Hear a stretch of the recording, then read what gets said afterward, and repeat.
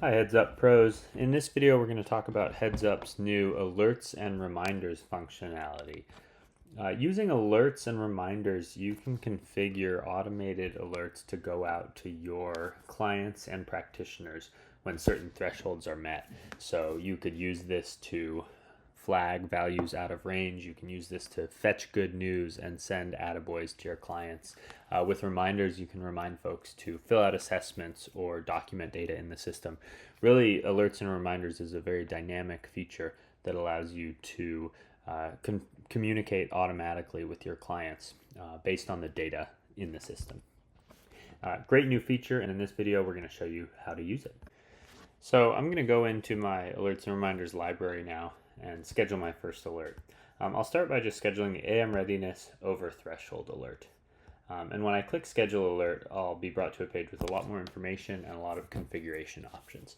This is where I get to tell the system how frequently to run the alert, how high of an AM readiness score you might need to trigger an alert. So what do we consider to be good news? This is where we set the recurrence, and we also get to configure how we notify people and who we notify. So to schedule a new alert, the primary thing that I need to do is read through the description, understand what it's doing, and then to configure the parameters. So I have the parameter days selected here. By default, it's the first one, and the description tells you how to configure that. This is just saying I'm going to look back the 1, 7, 30 days every time I run this alert to find any AM readiness values over this threshold. So I'm going to set that to 1 here because I'm going to run this every single day, so I only need to look back 1 day. Now you can click this drop down to find another parameter, threshold. This is the only other parameter for this particular alert, and this is the number that has to be achieved by your user's AM readiness score in order to trigger an alert. So I'm going to set that to 85. That means that every day this will run and get any AM readiness scores over 85 and send an alert. I'll leave the recurrence as daily. I want it to go every single day here. You can also set your own schedule, so you can have it go daily, weekly, monthly, etc. Now, in the notification configuration section, this is where you can determine who gets the notification. So for every different alert that you set up, you can optionally notify the client via the notification bell in the system up here, and or via an email, which does not contain PHI. You can also notify all of your practitioners in the system, or specific practitioners if you want to select just a handful. So in this case, I'm going to notify all of my practitioners and the client and send an email, the full suite of notifications. Now I'm set up, I'm ready to go, and I can click schedule alert.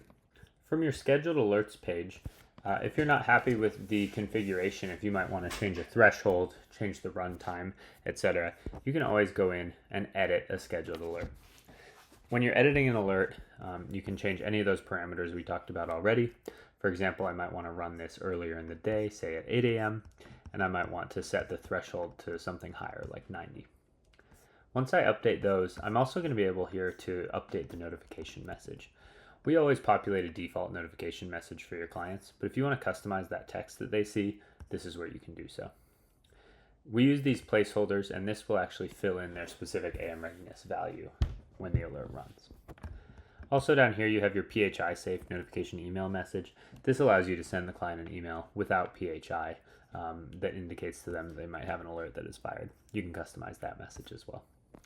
From here, once I'm happy with my updates, I can just hit update alert, and then I can see all of my scheduled alerts right here.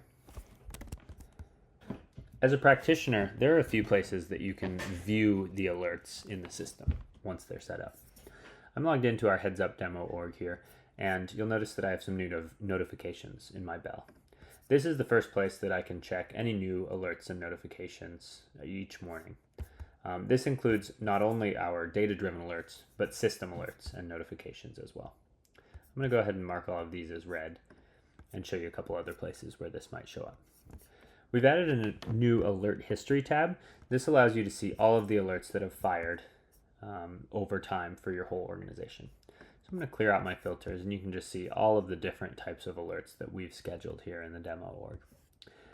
But if I want to see, for example, just the AM readiness data, I can just select that alert to see those AM readiness alert scores for all of my clients. You can also filter to a specific client.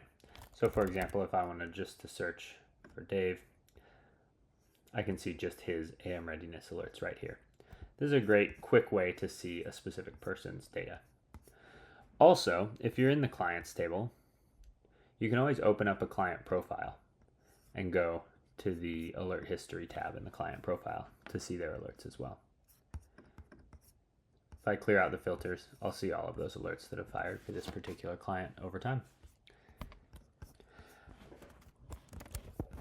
Now I'm logged in as a client to show you where the alerts show up on the client side as well. Similar to the provider, they have a notification bell, and this is where any data-driven alerts are going to appear. You can see, for example, I have a recent glucose insight that I can see right here in the alerts bell. As a client, this is the primary place that I will get these data-driven alerts. They'll also come through on the mobile app, and the client will optionally get an email as well with a PHI safe version that will say something more like, you have a new glucose alert, log into view. All of the text and the alert settings are, again, configurable in the alerts library page as well.